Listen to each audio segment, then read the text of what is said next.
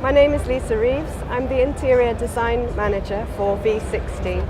I've really enjoyed working on this car with a dedicated team and we're very proud today.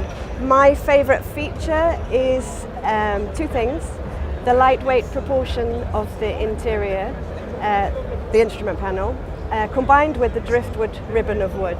It follows the architecture, which is a very complex shape for wood, but that's what gives it the sophistication. The lightness of the wood and the small sections of chrome give this car a very refined elegance. It was our ambition to maximise the volume in this Volvo estate in the luggage area. And we've done that by working with the surface forms to create the features exactly where the space is in the package. So we've created between the wheelhouses, we've then created the maximum width, and we've gained 99 litres from today's car.